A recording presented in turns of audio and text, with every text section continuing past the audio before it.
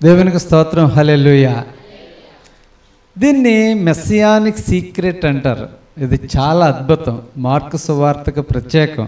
కానీ దీన్ని synoptic gospels అంటే 3 సువార్తల్లోనూ ఉండడం చూస్తాం.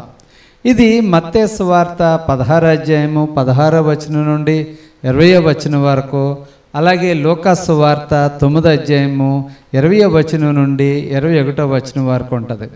చూడండి, ఒక దానిలో ఉన్నదనుకోండి ఆయనకే ప్రత్యేకం. కానీ 3 సువార్తల్లోనూ ఉండడం అది ఎంత ప్రాధాన్యత కలిగి ఉంది. ఎందుకు 3 రాశారంటే దాని ఇంపార్టెన్స్ అంత ఉంది. ఇప్పుడు యేసుక్రీస్తు ప్రభువారు ఒక ప్లేస్కి వచ్చారు. ఇంకా ఆయన శ్రమపరచబడ్డానికి సిద్ధంగా ఉన్నారు.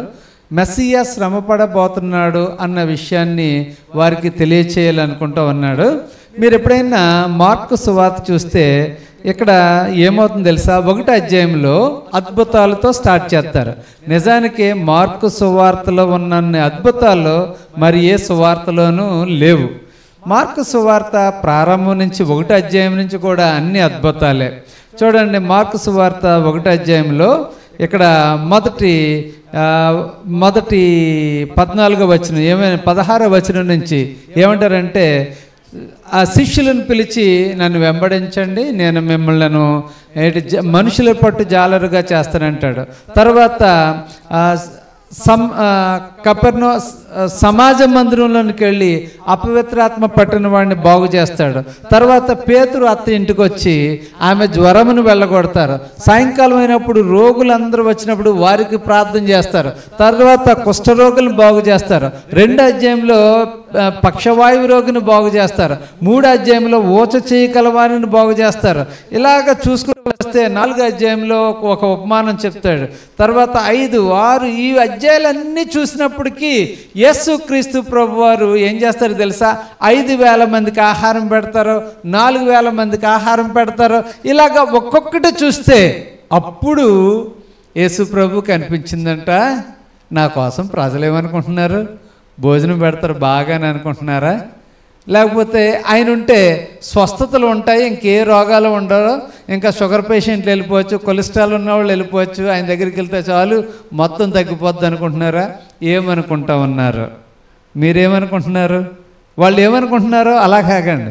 మళ్ళీ ఫైనల్గా ఏమన్నారు తెలుసా, యేసు ప్రభు వారు మీరేమనుకుంటా ఉన్నారు? This is very important question. ఆ రోజుల్లో యేసు ప్రభు వారు తన శిష్యుల్ని అడిగారు, మీరేమనుకుంటున్నారు? శిష్యులు అన్నారట, మీరు బాప్తిస్మిచ్చి యోహాను అనుకుంటున్నారో అన్నారు. ఎందుకు అలాగనుకుంటున్నారు? ఆయన పశ్చాత్తాపం కోసం బోధించారు, మీరు పశ్చాత్తాపం కోసమే బోధిస్తున్నారు. కాబట్టి మీరిద్దరూ ఈక్వల్గా ఉన్నారనుకుంటున్నారు. ఇంకా ఏమనుకుంటున్నారు? మీరు ఏలియా అనుకుంటున్నారు. కారణం ఏంటంటే ఏలియా అగ్ని వలె ప్రసంగం చేసేవారు, మీరు కూడా అంత బలంగా చేస్తామన్నారు. ఇంకేమనుకుంటున్నారు? అవునా, రాబోచున్న మెస్సియా అనుకుంటున్నారు. ఇవన్నీ మీరేమనుకుంటున్నారు? This is very important. మన జీవితాల్లో బైబిల్ చదువుతూ ఉంటాం. యేసు ప్రభుతో మనం ఎంతగానో ఈ 40 దినాలు చాలా క్లోజ్ రిలేషన్షిప్ మెయింటైన్ చేద్దామని ఉపవాసం ఉంటాం, ప్రార్థన చేద్దాం, మోకరిస్తాం, బైబిల్ చదువుతాం. కానీ మనం ఏమనుకుంటున్నాం? దేవుడు ప్రభువారు మన యొక్క టెస్ట్ మనీ కోరుకుంటా ఉన్నారు, సాక్ష్యం కోరుకుంటా ఉన్నారు. నువ్వు పబ్లిక్గా ఏం కన్ఫెస్ చేస్తావో అని అడుగుతా ఉన్నారు. పేతురు గారు మాత్రమే ముందుకు వచ్చారు. నీవు రానున్న మెస్సియావి అని చెప్పాడు. చెప్పిన వెంటనే పేతురు, నీ మీద నా సంఘాన్ని కడతాను, మరియు నువ్వు పేతురవు ఈ బండ మీద నా సంఘాన్ని కడతాను, పరలోక తాళాలు నీకు ఇస్తాను అని చెప్పడంతో చాలా అద్భుతం. అక్కడ మొత్తం కాన్సెప్ట్ మారిపోయింది. ఇప్పుడు ఇదే ప్రశ్న మన జీవితంలో వ్యక్తిగతంగా తీసుకున్నాం అనుకోండి, మనం ఏ విధంగా స్పందిస్తాము? నేను చదువుతూ ఉన్నప్పుడు ధ్యానం చేస్తూ ఉన్నప్పుడు మార్కు ఎలా రాస్తున్నాడంటే తన సువార్తను శ్రమపడుచున్న క్రీస్తు ప్రభువారు అన్నట్టుగా చూపిస్తూ ఉన్నారు. మొదటి నుంచి కూడా ఆయన ఎప్పుడూ ప్రయాణం చేస్తూనే ఉన్నాడు. తక్షణము మరియు వెంటనే అనే పదాలు ఎక్కువ కనబడతాయి. ఆయన ఒక అద్భుతం చేస్తాడు, మళ్ళీ వెళ్తాడు, సమాజ మందిరంలోకి వెళ్తాడు ప్రభువారు, అక్కడ స్వస్థత చేస్తారు. మళ్ళీ పేతురు ఇంటికి వెళ్తారు, మళ్ళీ అక్కడ స్వస్థత చేస్తారు. మళ్ళీ సాయంకాలం అవుతుంది, అయినా పేషెంట్స్ వస్తూనే ఉంటారు, దెయ్యాలు పట్టిన వాళ్ళు వస్తూ ఉంటారు, మళ్ళీ అక్కడ స్వస్థతలు చేస్తూ ఉంటారు. ఏకాంతంగా ప్రార్థన చేసుకోవడానికి కొండ మీదకి వెళ్ళిపోతారు, మళ్ళీ వస్తారు. మళ్ళీ ఇలాగా శ్రమపడుచున్న దేవుని సేవకుడు అన్నట్టుగా మార్కు చక్కగా రాస్తూ ఉంటాడు. మరి లూకా ఏం రాస్తాడు? ఆయన ఏమంటాడంటే లోకరక్షకుడైన క్రీస్తు ప్రభు. ఆయన జీనియాలజీ చూసినట్లయితే ఆయన మొత్తం, మీరు అనుకుంటున్నారేమో యూదులకే అనుకుంటున్నారు, కాదు, ఆయన మొత్తం యూనివర్సల్ గాడ్ అని చూపిస్తూ ఉన్నాడు. మరి మత్తయి ఎలా రాస్తున్నాడంటే ఆయన పరిపాలించుచున్న క్రీస్తు అని రాస్తున్నాడు. మత్తయి యూదుడు యేసుక్రీస్తుని దేవునిగా అంగీకరించడు. యూదులు ఎవరు కూడా దీన్ని బ్లాస్ఫేమయో అంటారు. బ్లాస్ఫేమయో అంటే పుట్టింగ్ గాడ్ నియర్ గాడ్, అంటే ఒక దేవుని ప్రక్కన దేవుని కానీ దేవుని కుమారుడు కానీ ఉన్నాడంటే అతన్ని రాళ్ళు రువ్వి కొట్టి చంపేస్తారు. అలాంటి కమ్యూనిటీ నుంచి వచ్చాడు మత్తయి. ఈ యేసుక్రీస్తు ప్రభు వారు జీవించే కాలంలో యూదులు, నిజమైన యూదులు, పరిసయ్యులు, సద్దూకయ్యులు, సాడ్యూసీస్, ఫారిసీస్ ఇలాంటి వారు ఎవరు కూడా రోమా ప్రభుత్వంలో ఉద్యోగం చేయడానికి వెళ్ళేవారు కాదు. కారణం ఏంటంటే యూదులు అనుకునేవారు వీఆర్ హగియోస్, మేము పరిశుద్ధులం, మేము ఇలాంటి అపవిత్రమైన పనులు చేయము అనుకునేవారు. ఆ రోజుల్లో ప్రభుత్వంలో ఉద్యోగానికి వెళ్ళారంటే వాళ్ళు పాపులు అనే అర్థం ఆ రోజుల్లో. కారణం ఏంటంటే రోమా ప్రభుత్వం కింద మనం పని చేయం, మన పరిపాలకుడు ఒక యెహోవా దేవుడే, ఆ దేవుని క్రిందే మనం ఉండాలి కానీ మనం ఎవరి కింద ఉండకూడదు అనే కాన్సెప్ట్లో ఉండేవారు. అయితే మత్తయి మాత్రం అతను వేరొక పేరు ఉంది. అతనికి పేరు ఏంటంటే లేవిగా అతను పిలువబడుతూ ఈ ట్యాక్స్ని వసూలు చేస్తూ ఉండేవాడు. ట్యాక్స్ని వసూలు చేస్తూ ఉన్నప్పుడు అతన్ని కూడా కమ్యూనిటీ వారు అందరూ ఏమన్నారు తెలుసా? ఇతను పాపి. కారణం ఏంటంటే ఇతను పన్ను వసూలు చేస్తున్నాడు, ఇతను అధికంగా వసూలు చేస్తున్నాడు. మనం లోకాసు వార్తలో చూస్తాము, ఎవరు జక్కయ్యని చూస్తాం. జక్కయ్య కూడా ఇంచుమించు ఇలాంటి వాడే. ఇప్పుడు చూద్దాం, వాట్ డూ యూ థింక్, నీవు ప్రభువుని గురించి ఏమనుకుంటా ఉన్నావు అని మత్తయిని మనం అడిగామనుకోండి, మత్తయి హీ షేర్స్ హిజ్ ఎక్స్పీరియన్సెస్, అతని యొక్క అనుభవాలను పంచుకుంటా ఉన్నాడు. ఈరోజు నన్ను నా అనుభవాలను పంచుకోమన్నారు అనుకోండి, నువ్వు క్రీస్తు కోసం ఏమనుకుంటున్నావంటే ఆయన నా రక్షకుడు, నా జీవితాన్ని మార్చినవాడు, నా దీనస్థితి నుంచి ఆయన నన్ను పైకి లేవనెత్తినవాడు. ఇది చాలా కామన్గా ఉంటుంది, నార్మల్గా ఉంటుంది. అయితే మత్తయి లాంటి యూదుడు యేసుక్రీస్తు కోసం చెప్పాడు అనుకోండి, అది చాలా అద్భుతం. కారణం ఏంటంటే అతను చిన్నప్పటి నుంచి యూదా సంస్కృతి సాంప్రదాయాల్లో పెరిగాడేమో, అతను యేసుక్రీస్తుని దేవుని కుమారుడుగా ఒప్పుకోవడం అనేది చాలా అద్భుతం అన్నమాట. కారణము యూదులు ఎవరు అలాగా ఒప్పుకోరు. శిష్యుల్లో ఇతను ఒక్కడే మంచి ప్రొఫెషన్లో ఉన్నాడు. కానీ ఇది పేతురు ఏమంటాడు తెలుసా? మీరేం చేయాలనుకుంటున్నారు?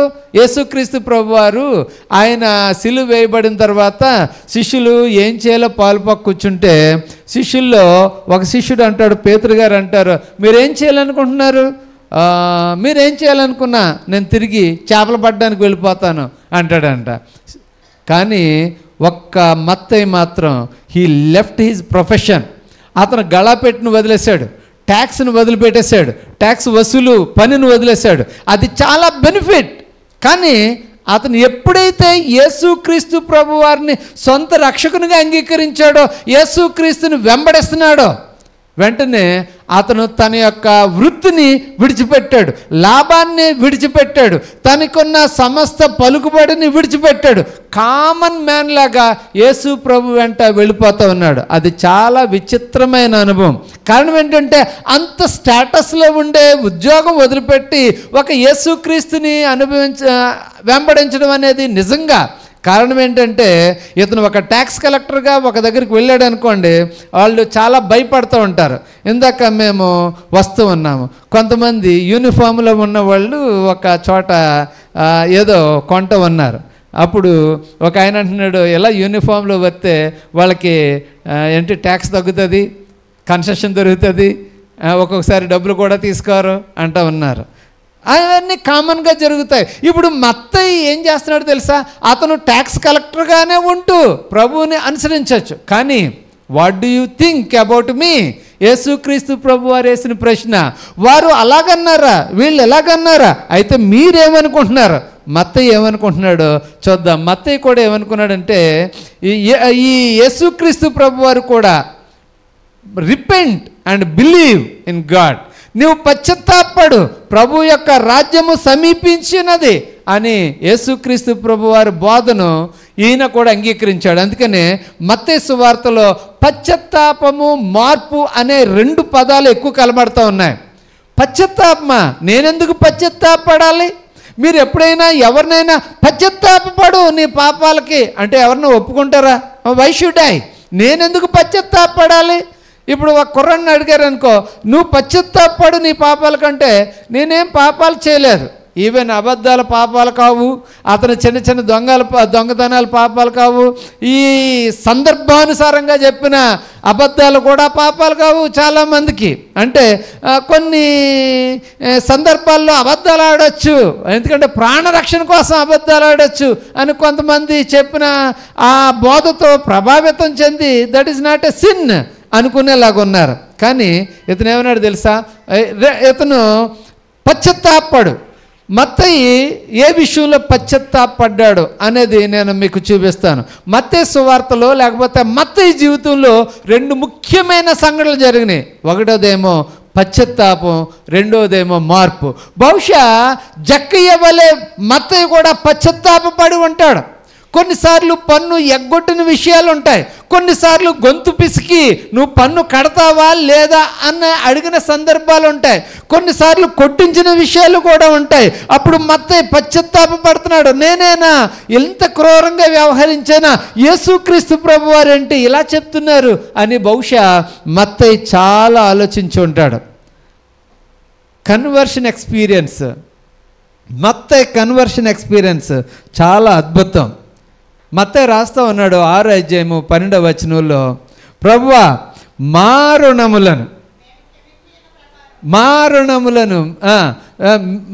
రుణస్థులను మేము క్షమించిన ప్రకారం. అసలు ట్యాక్స్ కలెక్టర్స్ ఎవరిని క్షమించరు. కారణం ఏంటంటే ఒక్కసారి లేట్ అయితే 12% ట్యాక్స్ అలా పెరిగిపోతూనే ఉంటుంది. ట్యాక్స్ అదేంటి జిఎస్టీలు లేకపోతే చాలా రకాలైన ట్యాక్స్లు వచ్చినాయి. ఇప్పుడు మత్తయి ఏమంటున్నాడు తెలుసా? మా రుణస్థులను మేము క్షమించిన ప్రకారము. అసలు తన జీవితంలో ఎవరినన్నా క్షమించాడో లేదో, కానీ మత్తయి ఏం చేస్తున్నాడంటే హీ రియలైజ్డ్, నేను దేవుని పట్ల ఆయన ప్రేమ పట్ల రుణస్థుడను. బహుశా 2 ముఖ్యమైన విషయాలు మనం చూడండి. ఎక్కడంటే మత్తయి సువార్త 17వ అధ్యాయము, మత్తయి సువార్త 17వ అధ్యాయము 24వ వచనం నుండి 27వ వచనం వరకు 3 వచనాలు చదవండి అమ్మా.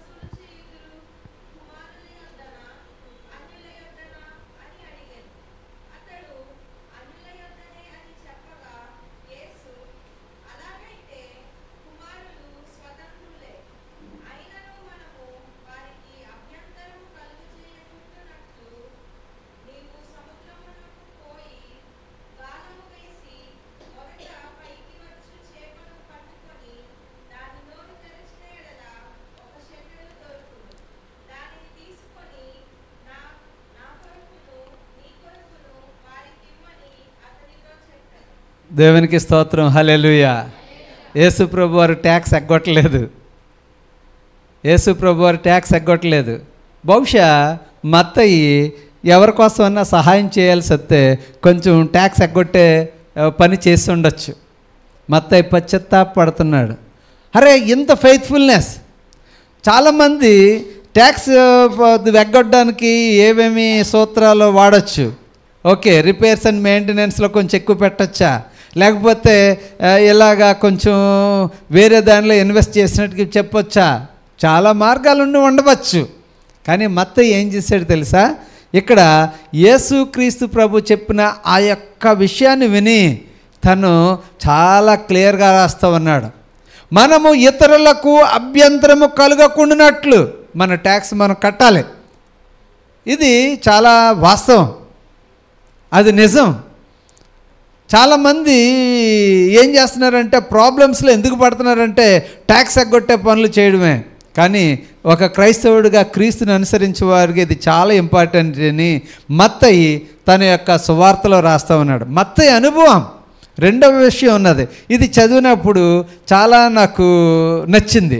మత్తయి సువార్త 18వ అధ్యాయము 28వ వచనంలో చదివితే, మత్తయి సువార్త ఇక్కడ మత్తయి సువార్త 18వ అధ్యాయంలో ఇక్కడ ఇలా ఉంది, చదివండి అమ్మ. అయితే ఆ దాసుడు బయటకు వెళ్ళి తనకు 100 దేరాములు వచ్చి ఉన్న తన తోడి దాసులలో ఒకని చూచి వాని గొంతుక పట్టుకొని, నీవు వచ్చి ఉన్నది చెల్లింపుమనెను. ఇది కూడా ట్యాక్స్ కలెక్టర్ యొక్క అనుభవమే. ట్యాక్స్ కలెక్టర్స్ ఊరుకుంటారేటి, గొంతు పట్టుకున్నాడంట. అంటే కక్కలేమో మెంగలేవు, ఇప్పుడేం చేస్తావు చెయ్యి. బహుశా యేసుక్రీస్తు ప్రభువారు నువ్వు క్షమించు, దేవుడు నిన్ను ఇన్ని పాపాలు క్షమించాడు, నీవు ఒక్క పాపం క్షమించలేవా అనగానే మత్తయికి ఒళ్ళంతా చెమట పట్టేసి ఉంటుంది. అరే, నేను ఎంత ఇలాగ అనుకున్నానా. బహుశా ఒకవేళ లేవి లేదా మత్తయి అలా బలవంత పెట్టుకు ఉండకపోవచ్చు, కానీ ఒక మంచి గుణపాఠం నేర్చుకున్నాడు. ఏంటి తెలుసా? ఈ కథ అంతా మీరు ఇంటి దగ్గర చదవండి. ఆ కథలో ఏమున్నదంటే, ఒకసారి నేను మీకోసం చదువుతాను. యేసుక్రీస్తు ప్రభువారిని ప్రశ్న వేశారు, ప్రభువా మేము ఎన్నిసార్లు క్షమించాలి అని అడిగారు. అంటే క్షమాపణ అనేది మత్తయి జీవితంలో లేదంటే లేవి జీవితంలో అసలు ఉండదు. కారణం ఏంటంటే అది అతని ప్రొఫెషను, అతని యొక్క ఉద్యోగ ధర్మం. అది ఎంతమందిని క్షమిస్తే ఇంకా అందరూ వరుసగా లైన్ కట్టుకుని వచ్చేస్తారు, నన్ను క్షమించండి నన్ను క్షమించండి అని. అందుకని అతను క్షమించే జీవిత విధానమే లేదు అతనికి.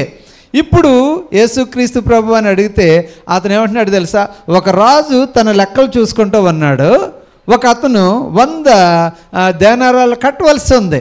అయితే అతను కబురు పెడతాడు, అయ్యా నేను నా బిడ్డలతో ఉన్నాను, నన్ను క్షమించండి, నేను తీర్చలేను అంటాడు. సరే క్షమించేస్తాడు, అతను వెళ్ళిపోతాడు. అతను వెళ్ళిపోయి అతనికి 10 దేనారాలు అప్పు ఉన్నాడు. అంటే ఎవరో నువ్వు తీర్స్తావా తీర్చవా అని గొంతు పట్టుకుని అతను కొట్టేసి అతను చెరసల్లో వేయించేసి నా డబ్బు తీరే వరకు అక్కడ ఉండు అంటే ఈ విషయం రాజుకు తెలిసింది. అప్పుడు అన్నాడు, రే నేను నిన్ను 100 దేనారాలు క్షమించాను, ఒక 10 దేనారాలు నువ్వు క్షమించలేవా? చాలా చాలా సింపుల్గా ఉండే ఈ ఉదాహరణ మొత్తం మత్తయి జీవితాన్ని మార్చేసింది. ఇప్పుడు యేసుక్రీస్తు గురించి నీవేమనుకుంటున్నావు మత్తయి అంటే, నేను ఇంకా నా నోట మాట లేదు అని అంటూ ఉన్నాడు. ఇతను ఈ అనుభవాలన్నీ చెప్తూ ఉన్నాడు. ఇంకా చెప్పాలనుకుంటే మత్తయి సువార్తలోనే మరొక విషయాన్ని రాస్తూ ఉన్నాడు. మత్తయి తన అనుభవాన్ని మత్తయి సువార్త 20వ అధ్యాయము 1-16 వచనాలు చూస్తే, workers in the wine yard అని ఉంటుంది. అంటే పనివారు ద్రాక్ష తోటలో పని చేయడానికి వస్తారు. ఉదయం 9 గంటలకు వస్తారు, 11 గంటలకు వస్తారు, 3 గంటలకు వస్తారు, ఈవెన్ వెళ్ళిపోయే ముందు అప్పుడు కూడా వస్తారు. అయితే యజమాని ఏం చేస్తాడు? అందరికి ఒకటే కూలిస్తే ఉదయం వచ్చిన వాళ్ళు కోపగించుకుంటారు. అప్పుడు యజమాని అంటాడు, నేను మంచివాడిగా ఉండాను, నీ కడుపు మంటగా ఉందా? నా డబ్బు నా ఇష్టం, నేను అతనికి అదన్నే ఇస్తాను, నీకు ఇదే ఇస్తాను, నువ్వు నాతో వడంబడినది ఇంతే కదా, కాబట్టి నువ్వు తీసుకుని వెళ్ళు, మిగతాదంతా చారిటీ నేను ఇస్తాను. ఇదొక మంచి స్టోరీ. ఇక్కడ ఏం చూపిస్తున్నాడంటే పక్షపాతం చూపిస్తలేదు. ఎవరంటే ఈ యజమాని. దేవునిలో ఉన్న అనేకమైన గుణలక్షణాలని మత్తయి అలా చూసి ఆశ్చర్యపోతూ ఉన్నాడు. ఇప్పుడు యేసు ప్రభు వారు అడుగుతున్నాడు, ప్రజలు ఏమనుకుంటున్నారు నన్ను కోసం? నా కోసం ఏమనుకుంటున్నారంటే రాబోయే మెస్సయ్య అనుకున్నారా? ఓకే, ఏలియా అనుకున్నారా? బాప్తిస్మం ఇచ్చి యోహాన్ అంటున్నారా? లేకపోతే ఈయన రాజు అయితే మనకి నిత్యం భోజనాలు వచ్చేస్తాయి అనుకుంటా ఉన్నారా? ఈయన రాజు అయితే రోగాలన్నీ తీసివేస్తాడు, దెయ్యాలను వెళ్ళగొడతారు అనుకుంటున్నారా? ఓకే, వాళ్ళు ఏదో అనుకుని ఉంటారు. నీవు ఏమనుకుంటా ఉన్నావు? ఈరోజు రాత్రి ఈ 40 రోజుల కూడికల్లో యేసుక్రీస్తుని గురించి నీవేమనుకుంటున్నావు? మత్తయి ఏమనుకున్నాడు తెలుసా? నిజమైన కనికరాన్ని నా ప్రభువులో చూశాను అనుకుంటా ఉన్నాడు. పక్షపాతం లేని దేవుణ్ణి నా ప్రభువులో చూశాను అనుకుంటా ఉన్నాడు. నిజంగా ట్యాక్స్ చెల్లించడానికి చూడండి, చాలామంది ప్రార్థన చేస్తే పైనుంచి డబ్బులు పడిపోతాయి. నో, ప్రభు వారు ఏం చెప్తున్నారు తెలుసా? నువ్వు వెళ్ళు వేటకే, అక్కడ వలవెయ్యి, చేపను పట్టుకో, అందులో షెకెల్ తీ, వెళ్ళి ట్యాక్స్ కట్టు. ఎంత పని చెప్పాడు? మనం చాలాసార్లు మోకరించి ప్రార్థన చేస్తే డబ్బులు వచ్చేస్తే. ఒకసారి నేను ప్రార్థన చేస్తున్నాను, నేను ఒక ఆయనతో మాట్లాడుతున్నాను. దేవుడు అన్నాడు, మోకాళ్ళ కింద ఉంటే ఒక 5 లక్షలు అన్నాడు. మోకాళ్ళ కింద ఉండవేంటి? దీనికి బల్లలేండి, దీని కింద డబ్బులు పెట్టారంటే నమ్మొచ్చు, కానీ సిమెంట్ దాని కింద మోకాళ్ళు. అప్పుడు అంటున్నాడు, దేవుడు ఇస్తాడు. ఆయన అనుభవం అటువంటిది కావచ్చు, కానీ దేవుడు ఏం చేయమంటున్నాడు తెలుసా? పని చేసి సంపాదించుకోమంటా ఉన్నాడు. దేవునికి స్తోత్రం, హల్లెలూయా. పని చేసి సంపాదించాలి. మనం ఇది షార్ట్ కట్ మెథడ్ అనుకోవడం లేదు, తప్పు. యేసుక్రీస్తు ప్రభు వారు అంటున్నారు, టేక్ యువర్ నీ గాలం తీసుకో, లేకపోతే నీ వల తీసుకో, సముద్రంలోకి వెళ్ళు, వేటాడు, చేప పట్టుకో, మొట్టమొదటి చేప, దాని నోట్లో కాయిన్ ఉంటుంది, తీసుకో, దాన్ని తీసుకొచ్చి పే చేయి, నీకు నాకు కూడా కట్టు. నువ్వు అక్కడిగా నేను దేవుణ్ణి అని చెప్పేసి నేను దీనికి సిస్టమ్కి వ్యతిరేకంగా వెళ్ళడం లేదు. చాలామంది సిస్టమ్కి వ్యతిరేకంగా వెళ్తారు, అది చాలా తప్పు. మత్తయి ఏం చూస్తున్నాడు తెలుసా? యేసు ప్రభువులో ఒక కనికరాన్ని చూస్తున్నాడు, యేసు ప్రభువులో క్షమాపణ హృదయాన్ని చూస్తున్నాడు, యేసు ప్రభువులో డిసిప్లిన్ చూస్తున్నాడు, యేసుక్రీస్తు ప్రభువులో దైవత్వాన్ని చూస్తూ ఉన్నాడు. ఈ కనికరం అనే పదం అట మత్తయి సువార్తలో ఎంత చక్కగా వ్రాయబడిందో. మత్తయి సువార్త 5వ అధ్యాయంలో ఉంటుంది కదా, కనికరము, కనికర పడువారు ధన్యులు. దేవునికి స్తోత్రం, హల్లెలూయా. ఈ దినాల్లో మనం నేర్చుకోవలసినవి చాలా ఉన్నాయి. ఇక్కడ యేసు ప్రభు వారు అడిగిన ప్రశ్నని తిరిగి మరలా మనం అడుగుదాం. నీవు ఏమనుకుంటూ ఉన్నావు? ఏంటా ప్రశ్న? నీవేమనుకుంటున్నావు? What do you think?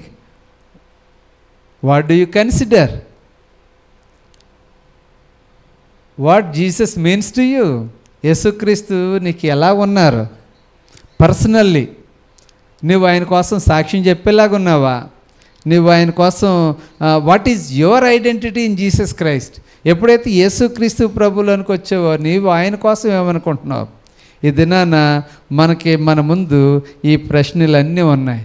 ఏంటి ఆ ప్రశ్నలు అంటే, ఆయన కోసం నువ్వేమనుకుంటున్నావు? ఆయన్ని నువ్వు ఏ విధంగా స్వీకరిస్తున్నావు? ఆయన కోసం నువ్వు ఏ విధంగా టెస్టిమనీ చెప్తున్నావు? మత్తయి తనకున్న 3.5 సంవత్సరాల అనుభవంలో ఆయన ఒక కనికరించే వ్యక్తిగా చూశాడు. ప్రభువారు ఒక నమ్మకమైన, లేదంటే ప్రభుత్వం పట్ల కానీ తన వ్యక్తిగత జీవితం పట్ల కానీ ట్యాక్స్ చెల్లించడంలో కూడా ఆయన పర్ఫెక్ట్గా ఉన్నట్టు చూపిస్తూ ఉన్నాడు. ఆయన గొంతు పట్టుకునేంత కఠినత్వం నుంచి క్షమాపణ అనే జీవితంలోనికి ఎదగమని ఆయన నేర్పించిన సత్యాన్ని నేర్చుకున్నాడు. మా రుణస్థులను మేము క్షమించిన ప్రకారము. ఇది చాలా కష్టమైన పని. మీరు ఏదైనా చెప్పండి, కానీ ఆ ఒక్క పని మాత్రం చెప్పండి, నేను క్షమించలేను అంటూ ఉంటారు. ఒకసారి చెప్పుకున్నాము, ఒక ఆయన ప్రసంగం చేస్తాడంట, చాలా చక్కగా ప్రసంగం చాలా బాగుంది. వెంటనే మీలో ఎవరు మార్పు చెందుతారు, బాప్తిసం పొందుతారు అంటే అందరూ ఒక ఆయన ఎత్తాడు. ఓకే, బాప్తిసానికి రెడీ అయ్యారు. ఓకే, బాప్తిసం ఎత్తుంటే అతను, సరే నువ్వు పాత జీవితం అంతా వదిలేస్తావంటే ఒక్కను మాత్రం చంపేస్తానండి, మిగతా అన్నీ నేను మార్చుకుంటానండి అన్నాడు. అంటే అంత కక్ష, అంత కసి. యేసుక్రీస్తు ప్రభు వారు అంటున్నారు, అది కూడా విడిచిపెట్టాలి. అది కూడా విడిచిపెట్టగలిగినప్పుడే క్రీస్తుని పోలి జీవిస్తాము. యేసుక్రీస్తు ప్రభువారి సిలువలో మనకు నేర్పించిన మంచి గుణపాఠం. ప్రభువా వీరేం చేస్తున్నారు, తండ్రి వీరేం చేస్తున్నారు, వీరు ఎరుగరు కనుక వీరిని క్షమించు. కొన్నిసార్లు without knowing we commit mistakes. తప్పకుండా మనుషులం కదా, కొన్ని మిస్టేక్స్ జరుగుతాయి. కొన్నిసార్లు వెంటనే సారీ పొరపాటును చేసామంటాం, అటువైపు క్షమించలేకపోవచ్చు. కానీ ఇటువైపు నేనెందుకు అడుగుతాను, అయ్యింది ఏదో అయ్యింది, క్షమింత లేకపోతే లేదు. ఇలాగ రకరకాల ప్రైడ్స్తో ప్రజలు ఉంటా ఉన్నారు. ఏదేమైనా క్రీస్తు ప్రభు బిడ్డలంగా మనము కూడా క్రీస్తుని పోలి నడుచుకుందాం. ఈ దినాన మనమందరం కూడా 2 నిమిషాలు కళ్ళు మూసుకొని ధ్యానం చేద్దాం. ప్రభువారు అడుగుతూ ఉన్నారు, నువ్వు ఆయన కోసం ఏమనుకుంటున్నావు? నువ్వేమనుకుంటున్నావు ఆయన కోసం? ఆయన నీ జీవితాన్ని మార్చిన దేవుడు అనుకుంటున్నావా? ఆయన నీ జీవితంలో కనికరమునిచ్చిన దేవుడు. ఆయన నీ జీవితంలో పశ్చాత్తాపాన్ని నేర్పిస్తూ ఉన్నాడు.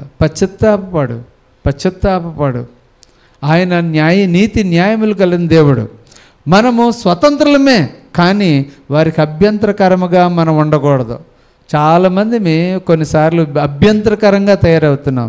మాటల ద్వారా అభ్యంతరం, చేష్టల ద్వారా అభ్యంతరం. నేను నిజమైన దేవుణ్ణి ఆరాధిస్తున్నాను అని ఒక గర్వంతో ఒక అభ్యంతరం, ఇలా రకరకాల అభ్యంతరాలు మరి సమాజం పట్ల చూపిస్తూ అలజడి సృష్టిస్తూ ఉన్నారు. యేసుక్రీస్తు ప్రభువారు అంటున్నారు, నో, అభ్యంతరాలు సృష్టించొద్దు. మనం స్వతంత్రులను కుమారులమే కావచ్చు, కానీ మనం అన్యులకు అభ్యంతరకరంగా ఉండకూడదే. మనం అన్నీ సమాంతరంగా ఉండాలి. క్షమాపణ నేర్చుకోవాలి, కనికరములో ఎదగాలి. What do you think about Jesus? యేసుక్రీస్తు కోసం నువ్వేమనుకుంటున్నావు? ఈ దినాన నీ జీవితాన్ని ప్రభువుకు సమర్పించాలనుకుంటున్నావా? ఆయన మార్గాన్ని అనుసరించాలనుకుంటున్నావా? ఆయన మార్గాన్ని అనుసరించాలనుకుంటే ఆయనే రానున్న మెస్సియా అని నువ్వు నమ్మినట్లయితే ఆయన రక్షకుడు, ఆయన రక్షించు దేవుడు, ఆయన భూలోకానికి వచ్చిన దేవుడు. 33.5 సంవత్సరాలు జీవించి నీ కోసం నా కోసం ఆయన సిలువపై మరణించి 3 దినాలు ఆయన సమాధిలో పాతిపెట్టబడి మరి 3వ దినాన ఆయన మృత్యుంజయుడే తిరిగి లేచి ఈ దినాన తండ్రి కుడి పార్శ్వములో ఉన్నాడు. మరి సంఘము పరిశుద్ధాత్మ ద్వారా నింపబడి మరి ఆయన ప్రభు రాకడ కోసం ఎదురు చూస్తూ మరి ముందుకు సాగిపోతూ ఉన్నది. ప్రియమైన సహోదరి సహోదరుడా, లెర్న్ రిపెంటెన్స్. పశ్చాత్తాపపడు. మనం చేసిన తప్పుదాలకి పశ్చాత్తాపపడు, మన పొరపాట్లకు పశ్చాత్తాపపడు, పాప జీవితము విడిచిపెట్టడానికి పశ్చాత్తాపపడు. ఈ లెంట్ డేస్లో ఒక నూతన స్ప్రౌట్, ఒక మొలక వలె నూతనముగా నీ యొక్క జీవితాన్ని మొలకెత్తించుకో. ప్రభువారు అడుగుతూ ఉన్నారు. పరిశుద్ధుడైన తండ్రి, నీకు వందనాలు చెల్లిస్తూ ఉన్నాము. ఈ సాయంకాల సమయమున చక్కని వర్తమానము మీరు మాకు ఇచ్చారు, మంచి తలంపు ఇచ్చారు. మీరేమనుకుంటున్నారు అనే ప్రశ్న మాకేశారు.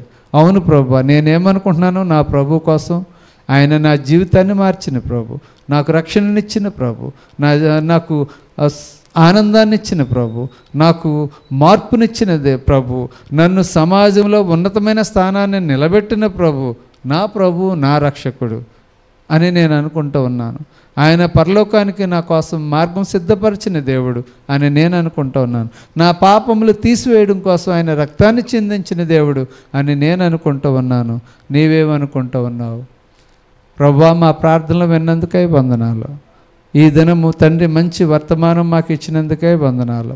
రేపటి దినము తండ్రి ఆదివారము మేమందరం కూడా సిద్ధపాటు కలిగి రావడానికి సహాయం చేయండి. మా అందరితోనూ మీరు మాట్లాడినందుకే వందనాలు తండ్రి. మా ప్రియమైన విశ్వాసులందరూ కూడా అలసిపోకుండా దేవా ఈ 40 దినాలు కూడా కమిట్మెంట్తో వస్తూ ఉన్నారు. వారి ప్రార్థన అవసరతలన్నీ తీర్చండి. మాలో బిడ్డల్లో చాలామంది రేపు ఎగ్జామ్ రాయడానికి వెళ్తూ ఉన్నారు. వాళ్ళకి విజయం అనుగ్రహించండి, సుఖమైన ప్రయాణాన్ని ఇవ్వండి తండ్రి. వారు ఎంతో విశ్వాసంతో వారు కష్టపడి చదివారు, వారందరికీ విజయాన్ని ఇస్తారని మేము నమ్ముతున్నాం తండ్రి. అలాగే ప్రభు చదివిన విషయాలన్నీ రావడానికి సహాయం చేయండి.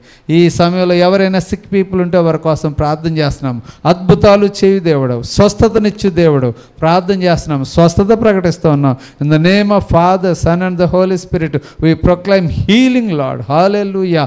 వారికి స్వస్థతను ప్రకటిస్తూ ఉన్నాము దేవా వారి సమస్యలను తీర్చమని ప్రార్థన చేస్తున్నాం. ఎవరెవరు ఏ ఏ కోరికలతో ఉన్నారో నాకు తెలియదు, కానీ ప్రభా ఈ 40 దినాల ప్రార్థన పూర్తయినప్పటికీ మంచి టెస్టిమనీస్తో వారు రావాల్సిందిగా ప్రార్థన చేస్తూ ఉన్నాం. ప్రభా అద్భుతాలు చేయండి, ఆశ్చర్యకార్యాలు చేయండి. ఈ రాత్రి మీరు మాతో ఉండండి, మాలో ఉండండి, చక్కని స్వరం వినిపించేయండి, నీ దర్శనాల ద్వారా మాట్లాడండి. ప్రార్థన విన్నందుకే నీకు వందనాలు చెల్లిస్తూ మా ప్రభువును రక్షకుడైన యేసుక్రీస్తు నామమును బట్టి అడుగుచున్నాము తండ్రి.